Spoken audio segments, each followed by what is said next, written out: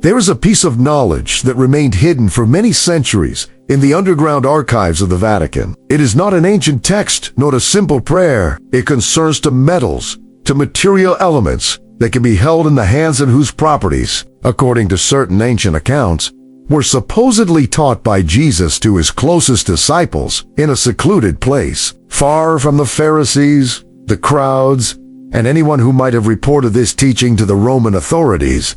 These two metals appear together in several Gnostic writings discovered in Nag Hammadi. They are also mentioned in traditions linked to the Essenes, a group often associated with the spiritual environment in which Jesus lived. Similar references appear in Hermetic traditions of Egypt, in ancient Christian alchemy texts, and in Coptic manuscripts that, according to some historical accounts, were rejected or destroyed during turbulent periods in the history of the Church.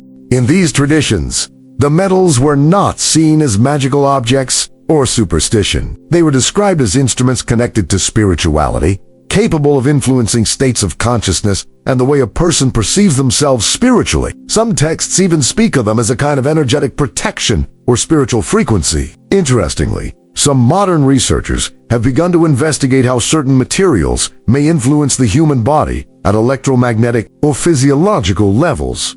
Throughout this explanation, you will discover which two metals these are, why certain texts claim they should be used together, and how this idea appears in different ancient traditions. It will also be possible to understand why many of these teachings do not appear in traditional biblical texts. Before that, however, it is important to reflect on something that completely changes the way many people understand the spiritual battle described in the Bible.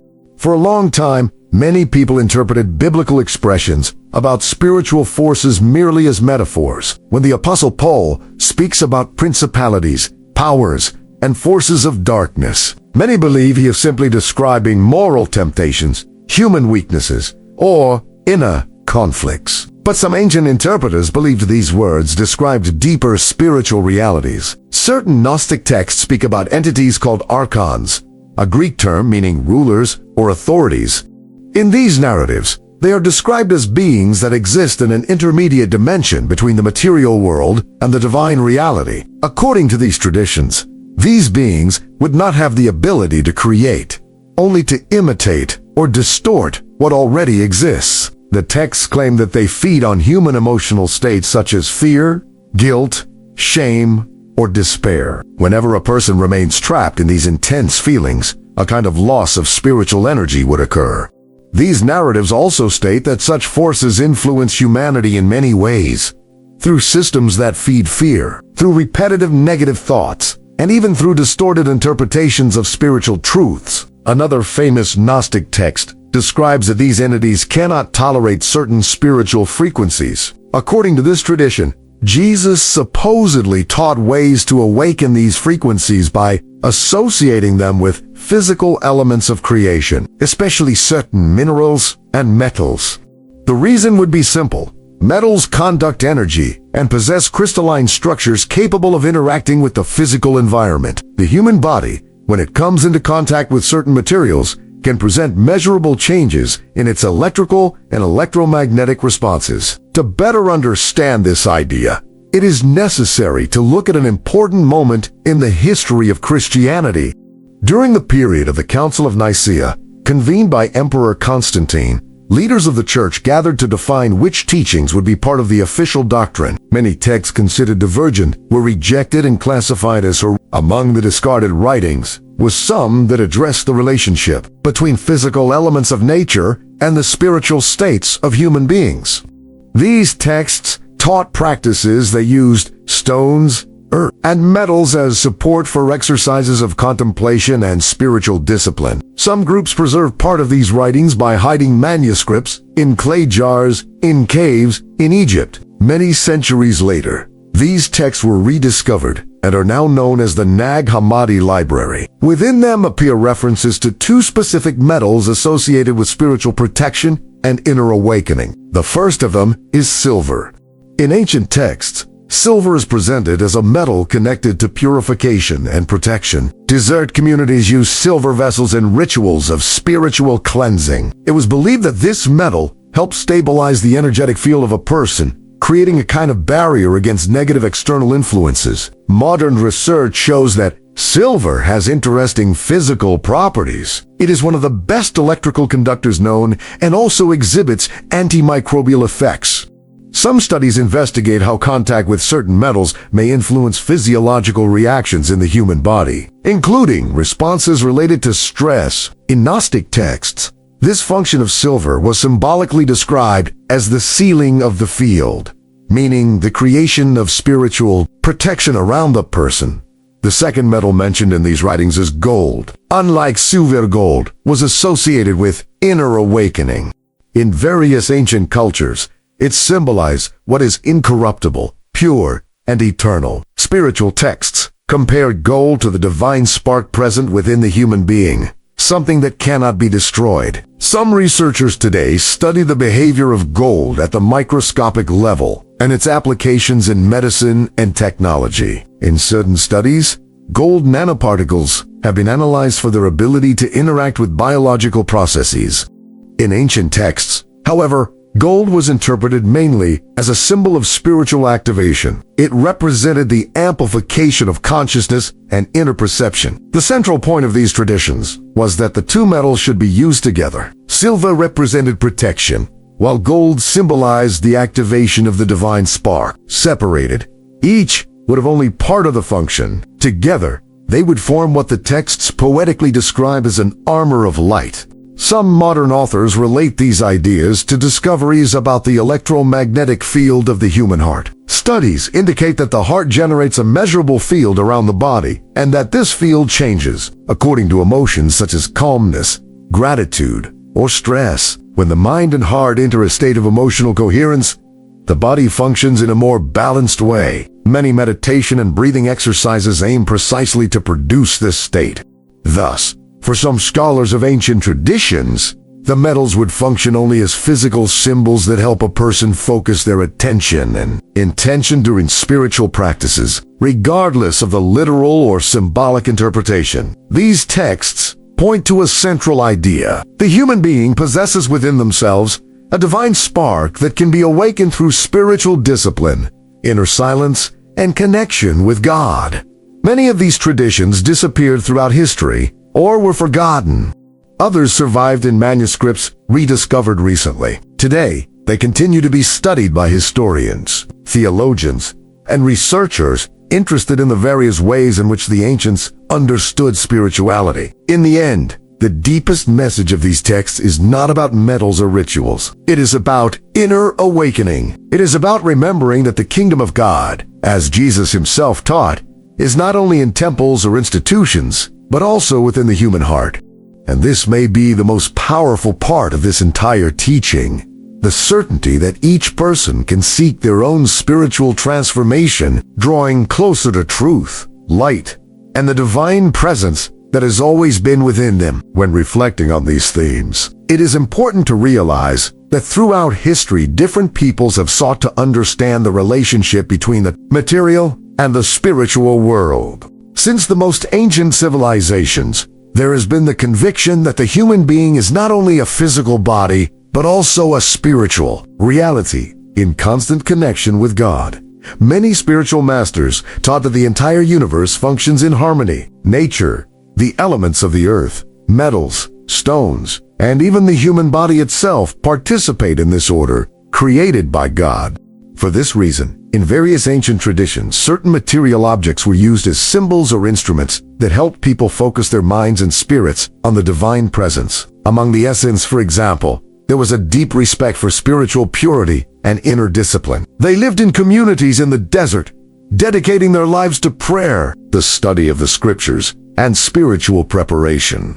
Many scholars believe these groups preserved ancient knowledge about contemplation, silence, and self. These communities valued purification rituals and moments of spiritual isolation. They believed that silence and meditation helped the human heart become more sensitive to the voice of God.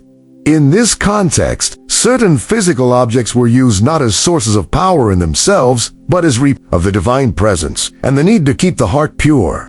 It is important to remember that Jesus himself often withdrew to solitary places to to pray. The Gospels recount several occasions when he went up the mountains or distanced himself from the crowds to seek communion with the Father. These moments of silence and deep prayer were an essential part of his mission. This shows us that true spiritual transformation does not occur only through external rituals, but mainly through the inner change of the human heart. Faith, prayer, repentance, and the sincere search for God have always been the most powerful paths of transformation. Still, throughout history, many spiritual traditions developed practices that helped people concentrate their minds during prayer. Some used incense, others used water, oil, or symbolic objects. These elements functioned as visible signs of invisible spiritual realities. Metals, for example, have always held a special place in the history of humanity. Since ancient times, gold and silver have been considered noble materials, not only because of their beauty, but also because of their unique physical properties. They do not deteriorate easily and remain practically unchanged over time. For this reason, many cultures began to associate these metals with purity, eternity, and in the religious context, gold often symbolized what belongs to the divine, while silver was associated with purification and redemption. In the Bible itself, we find several references to these metals. The Temple of Jerusalem possessed objects made of gold and silver. The Ark of the Covenant was covered with gold. Many utensils used in worship were made from these precious materials. These elements were not used because they possessed power of their own, but because they symbolized the glory, holiness, and purity of God. The symbolic value of these materials helped the people understand the importance of approaching God with reverence and dedication. When we observe these traditions in the light of Christian spirituality, we realize that the central point was never the object itself, but the heart of the person who seeks God. Jesus himself taught that true worshipers would worship the Father in spirit and in truth. This means that true connection with God does not depend on a specific place, a specific object, or a specific ritual. It is born from living faith, humility, and the sincere surrender of the human heart. However, history shows that many spiritual communities develop practices that help create an environment conducive to prayer and contemplation. In ancient times, when the rhythm of life was different from today, people had more space for silence, reflection, and inner connection. Today, in the modern world, many people live surrounded by constant noise, digital distractions, and continuous concerns. This environment makes it increasingly difficult to cultivate moments of spiritual quietness. For this reason, some ancient traditions have once again attracted the attention of researchers and scholars interested in understanding how the ancients cultivated deep states of prayer and meditation. Among these practices, one of the most important has always been conscious breathing. Many spiritual masters taught that the way we breathe directly influences our mental and emotional state. When breathing becomes slower and deeper, the body enters a state of relaxation and the mind becomes clearer. Various religious traditions use similar forms of silent prayer accompanied by controlled breathing. The goal is not to empty the mind, but to create an inner space where the person can hear the voice of God more clearly. Some ancient texts describe practices in which the person sat in silence, kept the spine upright, and concentrated their attention on the region of the heart. This gesture symbolized the search to align mind, body, and spirit in a single purpose, drawing closer to the Creator. When a person enters this state of inner quietness, many changes begin to happen. The rhythm of the heart calms, accelerated thoughts diminish, and awareness becomes more present. In this state, many people report a profound sensation of peace, clarity, and spiritual connection. This experience does not depend on external elements, but on the inner willingness to seek the divine presence. Ancient spiritual masters believed that every human being possesses within themselves a divine spark, a mark of God's creation. This spark represents the capacity to love, to understand truth, and to seek what is eternal. When a person lives only focused on material concerns, this spark remains dormant. But when they dedicate time to prayer, contemplation, and spiritual pursuit, this inner flame begins to shine with greater intensity. That is why so many spiritual traditions speak about awakening, illumination, or inner renewal. These different words point to the same reality. The moment when the human being realizes that life has a greater purpose than simply surviving. This spiritual awakening also transforms the way a person sees the world. What once seemed extremely important begins to lose part of its power. Conflicts, fears, and worries start to be viewed from a new perspective. The person begins to value inner peace, love for others, and the search for truth more deeply. Instead of living only reacting to external circumstances, they begin to act with greater wisdom and discernment. Many saints, prophets, and spiritual masters throughout history testify to this transformation. They affirm that when the human heart draws near to God, something changes profoundly within the person. This change does not happen instantly. It is a process that involves spiritual discipline, patience, and perseverance. Just as a farmer must care for the soil before harvesting fruit, the human heart must also be cultivated. Daily prayer, reading the scriptures, inner silence, and the practice of love are some of the oldest and most effective ways to cultivate this spiritual growth. When these practices become part of daily life, the person begins to perceive signs of transformation. Anxiety decreases, trust in God increases, and the heart becomes more sensitive to the needs of others. This process also strengthens faith. Instead of depending only on external traditions, the person begins to experience the presence of God in a personal and profound way. In the end, this is the essence of true spirituality, a living relationship between the human being and the Creator, not based only on rituals or institutions, but on a real encounter that transforms the interior of the person. When someone discovers this truth, they realize that God was never distant. He was always present, waiting for the human heart to open and receive Him. And perhaps this is the greatest revelation of all. The kingdom of God is not something that must be found in distant places or hidden in ancient secrets. It begins within the heart of every person who decides to seek the light, living truth, and walk in faith. When a person begins to understand these spiritual truths, something quietly changes within them. It is not an instant transformation that happens overnight, but a gradual awakening of consciousness. It is as if a light begins to turn on within the soul, illuminating areas that were once immersed in confusion, fear, or doubt. Many spiritual masters throughout history have explained this process using the metaphor of light. Light reveals, clarifies, and guides. In the same way, when the human heart approaches the truth, it begins to see life differently.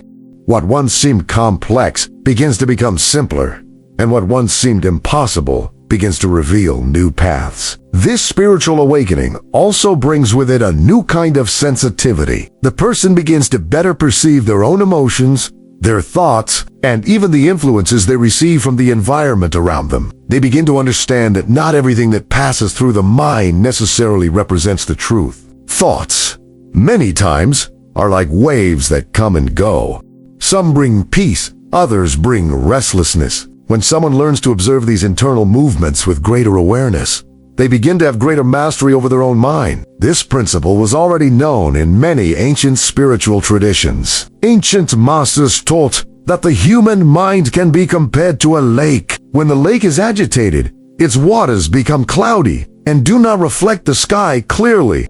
But when the water becomes calm, it becomes possible to see the reflection of the sky perfectly. In the same way, when the mind is filled with anxiety, fear, or distraction, it becomes difficult to perceive the presence of God.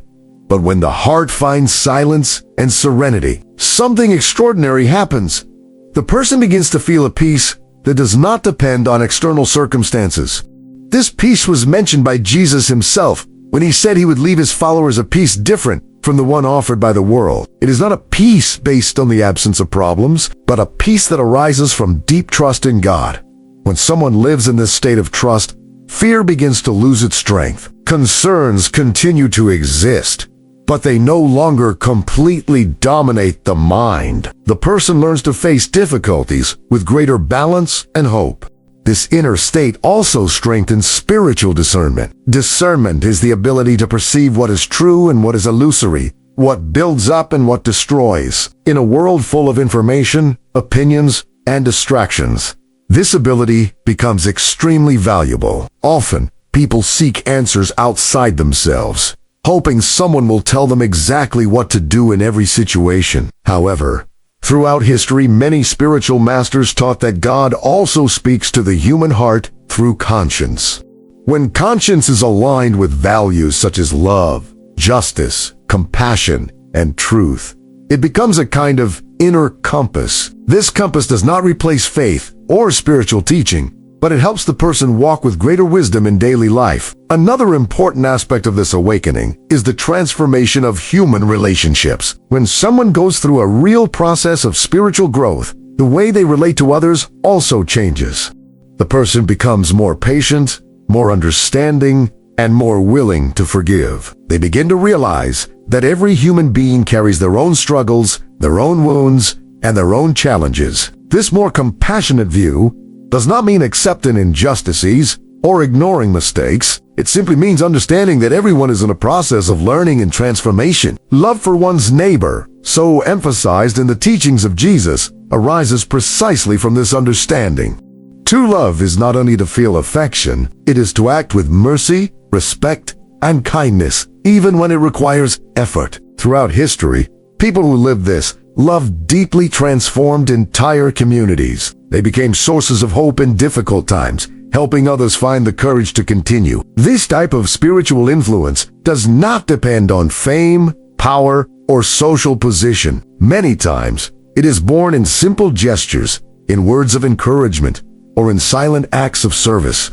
When someone lives with this spirit, their presence begins to radiate something different. People around them perceive a calmness, a firmness, and a competence that are not common. This presence has a real impact. In environments marked by tension, it brings calm. In situations of conflict, it opens space for reconciliation. In moments of discouragement, it rekindles hope. This phenomenon is often described as a kind of inner light. It is not a light visible to the eyes, but something that manifests through the way a person lives and relates to the world. Many ancient spiritual accounts describe this state as living in the world without being dominated by the world. The person continues to face challenges, responsibilities, and difficulties, but they are no longer defined solely by these circumstances. Instead, they keep their eyes focused on what is eternal. This perspective completely changes the way they face life. Problems that once seemed gigantic begin to be seen as stages of learning. Losses and difficulties remain painful, but they no longer destroy hope. This change in perspective also awakens a new gratitude for life. The person begins to value simple moments that once went unnoticed. The silence of the morning, a sincere conversation, the smile of someone dear. These small moments reveal that the presence of God can be perceived in the simplest things of everyday life. Another important aspect of this spiritual awakening is personal responsibility. When someone realizes that they possess within themselves the capacity to grow spiritually, they also understand that they must care for their own journey. This means cultivating habits that strengthen the mind and the heart. It means choosing wisely what feeds the soul and avoiding what generates confusion or inner darkness. Modern life offers countless distractions that can distance people from themselves. Social media, excess information, and constant concerns often create a sense of mental exhaustion. For this reason, reserving moments of silence and reflection becomes increasingly necessary. These moments function like a pause that allows thoughts, emotions, and priorities to be reorganized. During these periods of quietness, many people report that they begin to perceive more clearly the purpose of their lives. Some discover new paths, while others find strength to continue journeys that once seemed impossible. This type of clarity does not arise from intellectual effort alone. Often, it appears when the heart finds enough tranquility to hear what God was already communicating in silence. In the end, every spiritual journey points to the same essential truth. The human being was created to live in communion with God. When this connection is restored, life gains a new meaning. Difficulties do not disappear completely, but they cease to be the center of existence. Instead, faith, hope, and love begin to guide every step of the path. And when someone lives in this way, they also become a light for other people. Their story begins to inspire. Their words begin to encourage. And their presence becomes a sign that spiritual transformation is truly possible. This is the true spiritual revolution. Not a secret hidden away, not a power reserved for a few, but an awakening that can happen in the heart of anyone who decides to seek the truth. Walk in faith and allow the light of God to illuminate their life.